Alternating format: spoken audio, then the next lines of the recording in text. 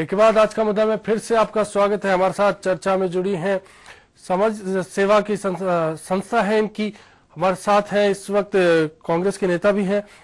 बड़ी बात है प्रताप जी, क्या लगता है कि जो तमाम सवाल सामने आए, जिस तरह की बात आई, ब्रेक पर जाने से पहले देखा कि किस तरह से एनजीओज ने देश में जो स्थिति की है, उसके बाद बाकी जो समाज सेवा की आज इससे बड़ा और खुलासा हुआ है कि अभी तो सलमान खुर्शीद का मामला ही उछल रहा था। लग रहा था कि आने वाले पिछले दिनों में काफी ऐसे ट्रस्टों के मामले आए, काफी ऐसे एनजीओ के मामले आए जिन्होंने सरकारी घपले किए, तमाम पैसे गरीबों के नाम पर अपने ऊपर खर्च कर दिए और अपनी गरीबी दूर कर ली। लेकिन आज एक बड़ा खुलासा, ज्योति जी, बहुत बड़ा खुलासा ये हुआ है कि गडकरी जी ने भी किसानों की, गरीब किसानों की जमीन हड़प ली और कहा जा रहा है, उनकी ओर से ये जवाब आ रहा है कि ये गडकरी जी ने नहीं हड़पी, ये उनका एक कोऑपरेटिव जो एक वो है ग्रुप, उसने उस जमीन को, यानी कि अब तक जो एनजीओ और ट्रस्टों तक मामला था वो अब कोऑपरेटिव तक चला गया। क्या प्रेरणा जी, आप क्या कहेंगे, क्योंकि आप एनजीओ चलाती हैं, साथ में एक कांग्रेस की विचारधारा से भी जुड़ी हैं, क्या कारण है कि राजनेताओं को जमीन हड़पने के लिए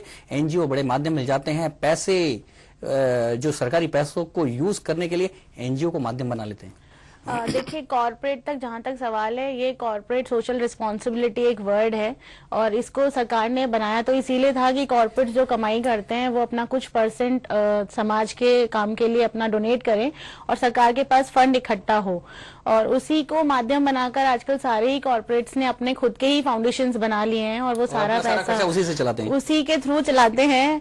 कुछ सामाजिक काम भी अच्छे भी कर रहे हैं, ऐसा नहीं है कि सभी बुरे हैं। देखिए, आप दोनों तरह के पक्ष हैं, एनजीओ के माध्यम से बहुत सारे काम भी हुए हैं और चाहे कांग्रेस हो चाहे बीजेपी हो, इट डजंट मैटर, क्योंकि एनजीओ को कोई काम मिलता है वो सरकार के थ्रू मिलता है, जो भी सरकार वहां पे उस समय शासन कर रही होती है।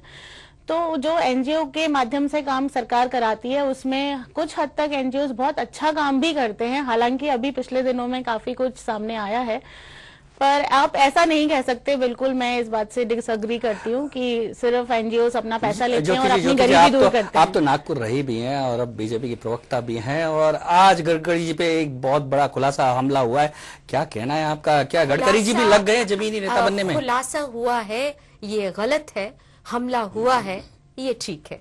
मैं चूंकि काफी समय नागपुर में बिता चुकी हूँ, इसलिए बिल्कुल ऑथेंटिसिटी से बात कह सकती हूँ कि पूरा का पूरा मामला एक टिल्टेड वीविंग किया गया है और इतनी मजेदार वीविंग है जैसे कि किसान आत्महत्या क्यों करते हैं तो उस क्षेत्र में पानी के बंटवारे की बात सही नहीं है, लेकिन ये नहीं बताया गया कि उस पानी से उगने वाले गन्ने से 16,000 से ऊपर कृषक और उनसे जुड़ी हुई सहकारी संस्थाएं, अभी पूरा डेटा आपके सामने कल आएगा, लेकिन एक वर्ग को दिखाकर दूसरा जो इतना लंबा बड़ा और फैला हुआ एक वर्ग है जिसे कि लगातार सोशल कॉस्ट बेनिफिट के आधार पे कम कॉस्ट ज्यादा बेनिफिट ये मिला है। जो एम्प्लॉयमेंट से रिलेटेड जो काफी बड़ी समस्या वहां जो ये उठ रही है कि बांध बनाने के लिए बहुत सारी जमीन ली जाती है, उसमें से कुछ जमीन बच जाती है, वो जमीन किसान कहता है कि हमें वापस दे दो। हमें लैंड बैंक के विषय में जाना हो, उसके कानून पढ़े हो और उसकी कानून की फाइन प्रिंट्स को देख सकते हैं। मैं एक्सपर्टीज इस नाते से कह सकती हूँ कि इतना बड़ा टिल्ट है कि इसकी प्रक्रिया मुझे लगता है कि जिस ज्योति जी मेरे को एक बात बताइए, रामलाल जाता है सरकार से कहता है कि मुझे मेरी जमीन आपने ले ली थी वापस दे दीजिए, उसको नहीं मिलती है, लेकिन गडकरी जी कहते हैं नहीं मैं बीजेपी का अध्यक्ष हूँ, बहुत बड़ा नेता हूँ, मुझे दीजिए जमीन, और तुरंत 4 दिन में जमीन मिल जाती है। ऐसा क्यों होता बात है कि प्रोजेक्शन, परसेप्शन और रियलिटी, इसमें है अंतर। जो परसेप्शन अभी उनकी प्रेस कॉन्फ्रेंस से आया है, हमारी रियलिटी की बात अभी आनी बाकी है। थोड़ा सा समय दीजिए, कल मुझे इस चैनल पे वापस बुलाइए विद फैक्ट्स एंड फिगर्स। ये 4 दिन का मसला क्या है? आप तो बड़ी एनजीओ चलाती हैं, क्या इस एनजीओ में पॉलिटिकल इंटरफेरेंस और घुसपैठ बहुत हो गई है कि पॉलिटिशियंस का घुसपैठ इस क्षेत्र में बहुत हो गई है? क्यों हो गई है इतनी घुसपैठ? देखिए, ये यहाँ पे ठीक है, मैं आपसे अग्री करूंगी इस बात को, क्योंकि जो एनजीओ, ज्यादातर एनजीओ हैं उसके पीछे बैक में पॉलिटिकल, इनफैक्ट बड़े गवर्नमेंट के जो एम्प्लॉयज हैं उनके भी घर वाले इसको चलाते हैं, ये हम इसको डिनाई नहीं करेंगे, इट्स अ फैक्ट। बट ऐसा भी नहीं है कि इससे सिर्फ घुसपैठ हो रही है और सिर्फ अपने घर भरे जा रहे हैं, ऐसा नहीं है। ये दिख रहा है, ऐसा इसको दिखाया जा रहा है बहुत बड़े। एक बात बताऊं कि 12 में शहरियों की मौत हुई थी और मौत होने के बाद एक बहुत बड़ा सर्वे हुआ, पता लगा कि हजारों करोड़ रुपए उन चंद कुछ मुट्ठी भर गिने चुने शहरियों के विकास के लिए सेंटर से लेकर स्टेट गवर्नमेंट ने पिछले 20 सालों में खर्च कर दिए, 30 सालों में खर्च कर दिए, और लेकिन फिर भी वहीं के वहीं शहरिया। तो सवाल ये उठता है कि आखिर में लाखों करोड़ों रुपए वो गए कहां? जो एनजीओ लाखों करोड़ों रुपए लेके काम कर रहे थे, आखिर में शहरिया उसी गंदी नाली में क्यों रह गए? क्यों उस टूटी फूटी झोपड़ी में पड़े रह गए? देखिए, इस बारे में मेरा सिर्फ यही कहना है कि आप कुछ हद तक तो सही हैं, पर अपन सिर्फ और सिर्फ एनजीओज के नाम पर आप जो पॉलिटिक्स को लेकर के आ रहे हैं उसको इस तरह से इंटरवीन मत करिए। काफी डेवलपमेंट भी हुआ है, ऐसा नहीं है कि बिल्कुल हम जहां थे वहीं पर ही हैं। आज बहुत सारा डेवलपमेंट हुआ है। आप आदिवासी इलाके में चले जाइए, बच्चे काफी पढ़ने लिखने लग गए हैं, बाहर आने लग गए हैं। वो क्यों हुआ है? क्योंकि एनजीओज के बल पे ही हुआ है। एक बहुत बड़ा एग्जाम्पल मैं आपको देना चाहती हूँ कि शेल्टर होम्स एक महाराष्ट्र की संस्था है, RUIDP जो जवाहरलाल नेहरू परियोजना चल रही है अर्बन की, उसके अंदर वहां पे स्लम्स को बसाने के लिए गवर्नमेंट ने अपने लेवल पे पहले प्रयास किया और काफी करोड़ों रुपया वहां पे खर्च किया, लेकिन वो स्लम को खत्म नहीं कर पाई। जब वो एनजीओ के थ्रू गई और शेल्टर होम्स एक एनजीओ है, उसने ये वहां पे जाकर के उन लोगों के बीच में बात करी, उनसे उनकी राय जानी, एक मध्यस्थता करी एनजीओ ने गवर्नमेंट के और उनके बीच में, और उसके बाद वहां पर स्लम बिल्कुल क्लीन हो चुका है। प्रेरणा जी, उसके उस संस्था के पीछे किसी पॉलिटिकल लीडर का हाथ था क्या? एग्जैक्टली मैं इसके बारे में आपको नहीं कह सकती, पर जो महिला है ज्योति जी बात यही उठती है कि जिन एनजीओ के पीछे, जिन ट्रस्टों के पीछे, जिन कोऑपरेटिव्स के पीछे नेता होता है, वहां घपला होता है, जो सामान्य आदमी होता है बिल्कुल काम होता है वहां। देखिए, ऐसा है, मैं फिर ये बात कह रही हूं कि भ्रष्टाचार के कारण ये चीज है। It is no NGO, no cooperative, no चुनाव प्रक्रिया, नो नथिंग एल्स। जो सुधारों की सरकार बातें कर रही है, एफडीआई आने से लेकर अन्य बातों की जगह, उसकी जगह अगर एक्चुअल सुधार की बात की जाए, जो एक्चुअल रिफॉर्म्स नीडेड है जुडिशरी में, लीगल सिस्टम में, जो कुल मिलाकर के कॉर्पोरेट सोशल रिस्पॉन्सिबिलिटी में और बाकी कानूनी प्रक्रियाओं में, ये देश सुधारों का भूखा है, पर असली सुधारों का। उससे रिलेटेड जो भ्रष्टाचार है, आफ्टर ऑल ये भ्रष्टाचार के लूप होल्स पनपे क्यों? विधायिका के थ्रू।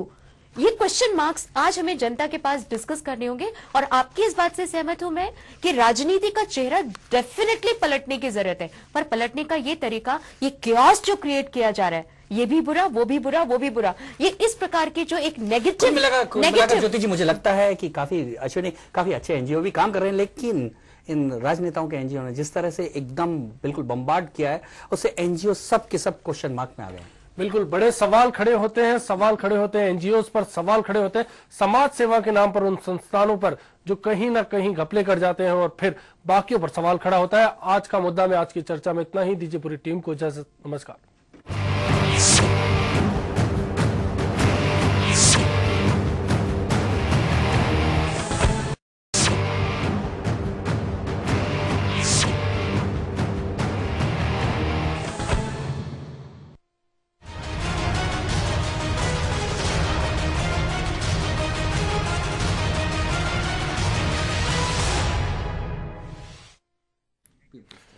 ब्रेक के बाद आज का मुद्दा में फिर से आपका स्वागत है। हमारे साथ चर्चा में जुड़ी हैं समाज सेवा की संस्था है इनकी, हमारे साथ हैं इस वक्त कांग्रेस के नेता भी हैं।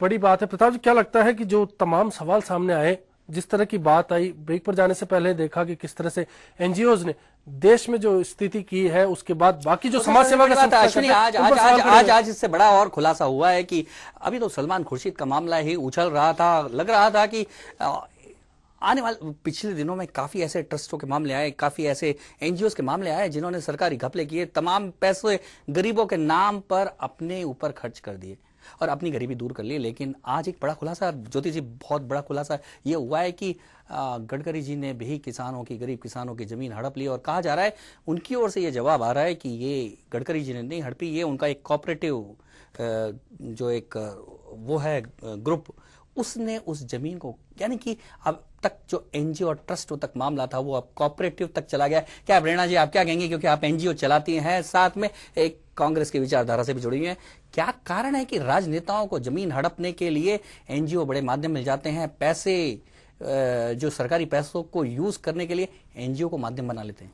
देखिए, कॉर्पोरेट तक जहां तक सवाल है, ये कॉर्पोरेट सोशल रिस्पॉन्सिबिलिटी एक वर्ड है और इसको सरकार ने बनाया तो इसीलिए था कि कॉर्पोरेट जो कमाई करते हैं वो अपना कुछ परसेंट समाज के काम के लिए अपना डोनेट करें और सरकार के पास फंड इकट्ठा हो, और उसी को माध्यम बनाकर आजकल सारे ही कॉर्पोरेट्स ने अपने खुद के ही फाउंडेशंस बना लिए हैं और वो सारा पैसा उसी से चलाते हैं, उसी के थ्रू चलाते हैं। कुछ सामाजिक काम भी अच्छे भी कर रहे हैं, ऐसा नहीं है कि सभी बुरे हैं। देखिए, आप दोनों तरह के पक्ष हैं, एनजीओ के माध्यम से बहुत सारे काम भी हुए हैं और चाहे कांग्रेस हो चाहे बीजेपी हो, इट डजंट मैटर, क्योंकि एनजीओ को कोई काम मिलता है वो सरकार के थ्रू मिलता है, जो भी सरकार वहां पे उस समय शासन कर रही होती है। तो जो एनजीओ के माध्यम से काम सरकार कराती है उसमें कुछ हद तक एनजीओ बहुत अच्छा काम भी करते हैं, हालांकि अभी पिछले दिनों में काफी कुछ सामने आया है, पर आप ऐसा नहीं कह सकते। बिल्कुल मैं इस बात से डिसएग्री करती हूँ कि सिर्फ एनजीओ अपना पैसा लेते हैं और अपनी गरीबी दूर करते हैं। आप तो नागपुर रही भी हैं और अब बीजेपी की प्रवक्ता भी हैं और आज गडकरी जी पे एक बहुत बड़ा खुलासा हमला हुआ है, क्या कहना है आपका? क्या गडकरी जी भी लग गए जमीनी नेता बनने में? खुलासा हुआ है ये गलत है, हमला हुआ है ये ठीक है। मैं चूंकि काफी समय नागपुर में बिता चुकी हूँ, इसलिए बिल्कुल ऑथेंटिसिटी से ये बात कह सकती हूँ कि पूरा का पूरा मामला एक टिल्टेड वीविंग किया गया है और इतनी मजेदार वीविंग है जैसे कि किसान आत्महत्या क्यों करते हैं तो उस क्षेत्र में पानी के बंटवारे की बात सही नहीं है, लेकिन ये नहीं बताया गया कि उस पानी से उगने वाले गन्ने से 16,000 से ऊपर कृषक और उनसे जुड़ी हुई सहकारी संस्थाएं, अभी पूरा डेटा आपके सामने कल आएगा, लेकिन एक वर्ग को दिखाकर दूसरा जो इतना लंबा बड़ा और फैला हुआ एक वर्ग है जिसे कि लगातार सोशल कॉस्ट बेनिफिट के आधार पे कम कॉस्ट ज्यादा बेनिफिट ये मिला है। जो एम्प्लॉयमेंट से रिलेटेड जो काफी बड़ी समस्या वहां जो ये उठ रही है कि बांध बनाने के लिए बहुत सारी जमीन ली जाती है, उसमें से कुछ जमीन बच जाती है, वो जमीन किसान कहता है कि हमें वापस दे दो। हमें लैंड बैंक के विषय में जाना हो, उसके कानून पढ़े हो और उसकी कानून की फाइन प्रिंट्स को देख सकते हैं। मैं एक्सपर्टीज इस नाते से कह सकती हूँ कि इतना बड़ा टिल्ट है कि इसकी प्रक्रिया मुझे लगता है कि जिस पर ज्योति जी मेरे को एक बात बताइए, रामलाल जाता है सरकार से कहता है कि मुझे मेरी जमीन आपने ले ली थी वापस दे दीजिए, उसको नहीं मिलती है, लेकिन गडकरी जी कहते हैं नहीं मैं बीजेपी का अध्यक्ष हूँ, बहुत बड़ा नेता हूँ, मुझे दीजिए जमीन और तुरंत 4 दिन में जमीन मिल जाती है। ऐसा क्यों होता है? बात है कि प्रोजेक्शन, परसेप्शन और रियलिटी, इसमें है अंतर। जो परसेप्शन अभी उनकी प्रेस कॉन्फ्रेंस से आया है, हमारी रियलिटी की बात अभी आनी बाकी है। थोड़ा सा समय दीजिए, कल मुझे इस चैनल पे वापस बुलाइए विद फैक्ट्स एंड फिगर्स। ये 4 दिन का मसला क्या है? आप तो बड़े एनजीओ चलाती हैं, क्या इस एनजीओ में पॉलिटिकल इंटरफेरेंस और घुसपैठ बहुत हो गई है कि पॉलिटिशियंस का घुसपैठ इस क्षेत्र में बहुत हो गई है? क्यों हो गई है इतनी घुसपैठ? देखिए, ये यहाँ पे ठीक है, मैं आपसे अग्री करूंगी इस बात को, क्योंकि जो एनजीओ ज्यादातर एनजीओज हैं उसके पीछे बैक में पॉलिटिकल, इनफैक्ट बड़े गवर्नमेंट के जो एम्प्लॉयज हैं उनके भी घर वाले इसको चलाते हैं, ये हम इसको डिनाई नहीं करेंगे, इट्स अ फैक्ट। बट ऐसा भी नहीं है कि इससे सिर्फ घुसपैठ हो रही है और सिर्फ अपने घर भरे जा रहे हैं, ऐसा नहीं है। ये दिख रहा है, ऐसा इसको दिखाया जा रहा है बहुत बड़े। एक बात बताऊं कि 12 में सहरियाओं की मौत हुई थी और मौत होने के बाद एक बहुत बड़ा सर्वे हुआ, पता लगा कि हजारों करोड़ रुपए उन चंद कुछ मुट्ठी भर गिने चुने सहरियाओं के विकास के लिए सेंटर से लेकर स्टेट गवर्नमेंट ने पिछले 20 सालों में खर्च कर दिए, 30 सालों में खर्च कर दिए, और लेकिन फिर भी वहीं के वहीं सहरिया। तो सवाल ये उठता है कि आखिर में लाखों करोड़ों रुपए वो गए कहां? जो एनजीओ लाखों करोड़ों रुपए लेके काम कर रहे थे, आखिर में सहरिया उसी गंदी नाली में क्यों रह गए? क्यों उस टूटी फूटी झोपड़ी में पड़े रह गए? देखिए, इस बारे में मेरा सिर्फ यही कहना है कि आप कुछ हद तक तो सही हैं, पर अपन सिर्फ और सिर्फ एनजीओ के नाम पर आप जो पॉलिटिक्स को लेकर के आ रहे हैं उसको इस तरह से इंटरवीन मत करिए। काफी डेवलपमेंट भी हुआ है, ऐसा नहीं है कि बिल्कुल हम जहां थे वहीं पर ही हैं, आज बहुत सारा डेवलपमेंट हुआ है। आप आदिवासी इलाके में चले जाइए, बच्चे काफी पढ़ने लिखने लग गए हैं, बाहर आने लग गए हैं। वो क्यों हुआ है? क्योंकि एनजीओ के बल पे ही हुआ है। एक बहुत बड़ा एग्जाम्पल मैं आपको देना चाहती हूँ कि शेल्टर होम्स एक महाराष्ट्र की संस्था है, RUIDP जो जवाहरलाल नेहरू परियोजना चल रही है अर्बन की, उसके अंदर वहां पे स्लम्स को बसाने के लिए गवर्नमेंट ने अपने लेवल पे पहले प्रयास किया और काफी करोड़ों रुपया वहां पे खर्च किया, लेकिन वो स्लम को खत्म नहीं कर पाई। जब वो एनजीओ के थ्रू गई और शेल्टर होम्स एक एनजीओ है, उसने ये वहां पे जाकर के उन लोगों के बीच में बात करी, उनसे उनकी राय जानी, एक मध्यस्थता करी एनजीओ ने गवर्नमेंट के और उनके बीच में, और उसके बाद वहां पर स्लम बिल्कुल क्लीन हो चुका है। प्रेरणा जी, उसके उस संस्था के पीछे किसी पॉलिटिकल लीडर का हाथ था क्या? एग्जैक्टली मैं इसके बारे में आपको नहीं कह सकती, पर जो महिला है ज्योति जी वो- ज्योति जी बात यही उठती है कि जिन एनजीओ के पीछे, जिन ट्रस्टों के पीछे, जिन कोऑपरेटिव्स के पीछे